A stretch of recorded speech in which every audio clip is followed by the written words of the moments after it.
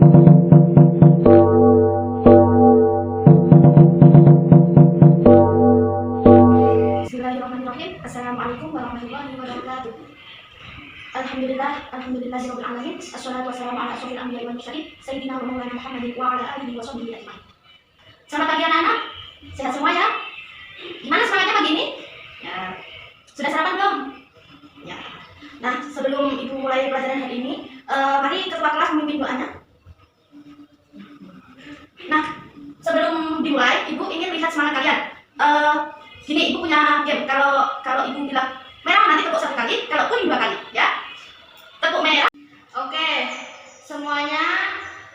Sebelum Ibu melanjutkan pelajaran hari ini, ada yang ditanyakan pelajaran yang kemarin?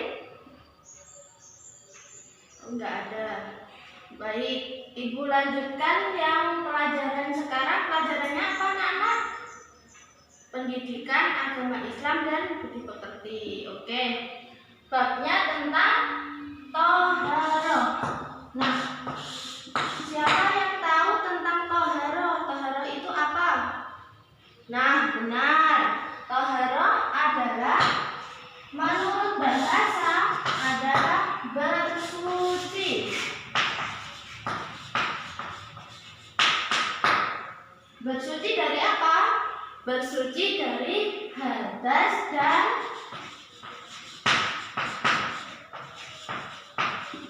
najis. Oke. Menurut istilah adalah yaitu membersihkan badan, pakaian, tempat dari hadas dan najis. Nah, di sini siapa yang tahu tentang dalilnya toharoh?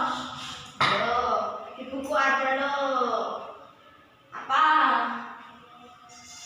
Dalilnya an-nadhafatu minal iman. Nah, apa artinya? Kebersihan sebagian dari iman. Nah, siapa yang di sini cinta dengan kebersihan? Yo, semua harus cinta. Kalau nggak cinta dengan kebersihan, kita akan mudah terserang penyakit. Terus kalau kita suka dengan kebersihan, badan kita akan wangi, bersih. Terus selanjutnya yaitu tentang toharoh dibagi menjadi 2, yaitu toharoh hadas dan toharoh najis. Yaitu najis. Najis apa? Yaitu kotoran yang menjadi sebab terhalangnya seseorang untuk beribadah kepada Allah. Nah, jika kita ketika melakukan sholat, ketika melakukan ibadah, kita membawa najis, itu berarti sholat kita tidak sah. Gitu. Jadi kita ketika melakukan sholat, kita harus ganti baju yang suci, yang bersih. Tidak juga baju, tapi juga pakaian, tempat. Ketika kita mau melakukan sholat, itu pakaian, tempat, dan badan harus bersih agar sholat kita diterima oleh Allah Subhanahu wa Ta'ala. Nah, di sini toharoh meliputi 2, yaitu najis dan hadas tadi. Terus selanjutnya macam-macam najis. Macam-macam najis ada berapa, anak? Ada 3, yaitu yang pertama najis mukhafafah, najis mutawassithah, dan najis mughalladah. Pengertiannya najis mukhafafah apa? Najis ringan. Contohnya seperti air kencing anak laki-laki yang berumur 2 tahun yang belum memakan dan hanya meminum air susu ibu. Yang kedua, cara membersihkannya yaitu dengan memercikkan air di tempat yang terkena najis tadi. Jadi ketika ada bayi umur 2 tahun yang belum memakan apapun, hanya meminum ASI ibunya, itu hanya membersihkan air dalam najisan tersebut. Gitu cara mensucikannya. Yang kedua yaitu najis mutawasito. Nah, najis mutawasito yaitu najis sedang atau pertengahan seperti darah, nanah, bangkai binatang. Nah, di sini najis mutawasito itu ada dua, yaitu najis hukmiyah dan najis ainiyah. Najis ainiyah itu yang seperti apa? Najis yang sebagian yang masih memberikan.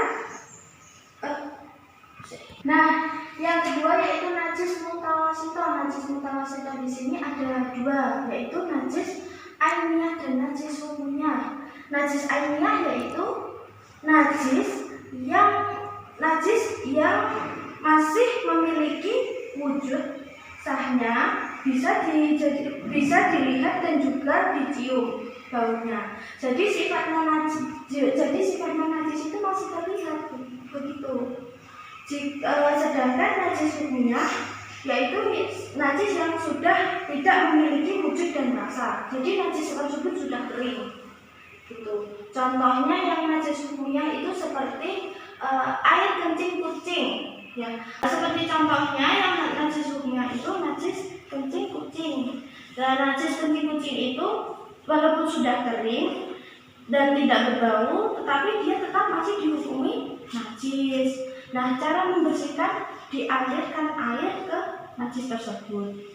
Yang ainiyah tadi contohnya seperti tai ayam. Jadi cara membersihkan, dan nanti najisnya dihilangkan terlebih dahulu, baru dialirkan air. Seperti itu.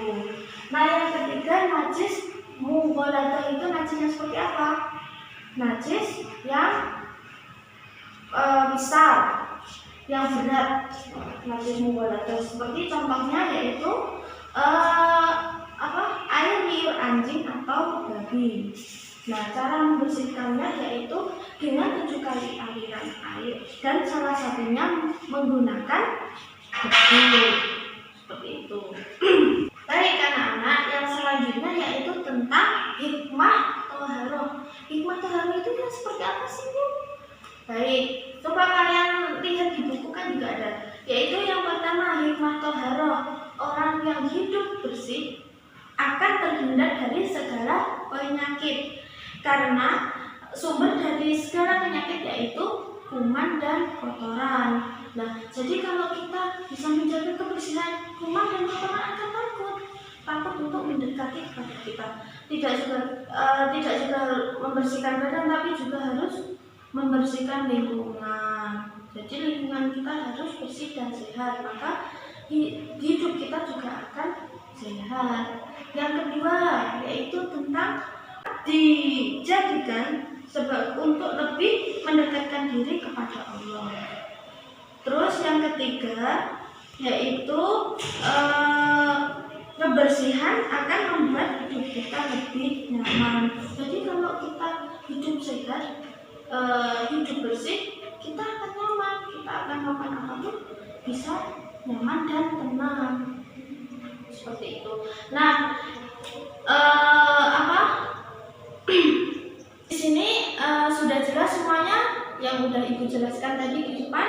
Ada yang ditanyakan? Baik, jika tidak ada yang ditanyakan, Ibu akan memberikan tugas. Yaitu yang tugas pertama, Ibu akan membagi 3 kelompok dari kalian menurut absen. Nanti tugasnya yang pertama, coba kalian lihat yang di buku paket tadi. Itu akan ada kolom cermati dan kolom renungkanlah. Nah, nanti coba kalian lihat pada gambar tersebut, carilah perbedaan dari kedua gambar tersebut. Yang kedua yaitu nanti setiap kelompok mempraktekkan bagaimana cara membersihkan najis dengan baik dan benar. Nah, setelah itu nanti kalian mempraktekkan di depan yang sesuai seperti ibu praktekkan tadi di depan, contohkan tadi. Sudah paham semuanya? Baik. Jika kalian sudah paham, ibu akan beri waktu 15 menit cukup? Cukup ya? Oke. Ibu kasih waktu 15 menit untuk berdiskusi kelompok. Baik, dari presentasi teman-teman kalian beri tepuk tangan. Ya, dari presentasi teman-teman kalian masih ada yang dipertanyakan? Alhamdulillah cukup jelas ya. Baik, sebelum ibu tutup pelajaran hari ini, ibu minta untuk anak-anak mempelajari materi selanjutnya yang masih berkaitan tentang toharoh, yaitu hadas. Nah, di buku kan sudah ada. Nanti anak-anak tolong cari pelajari tentang pengertian hadas, dan selanjutnya tolong cari pengertian hadas dan najis dan perbedaan antara hadas dan najis. Oke, sudah paham semuanya? Sudah paham ya? Mari kita tutup pembelajaran hari ini. Billahi taufiq wal hidayah, wa ridho wal inayah. Wassalamualaikum warahmatullahi wabarakatuh.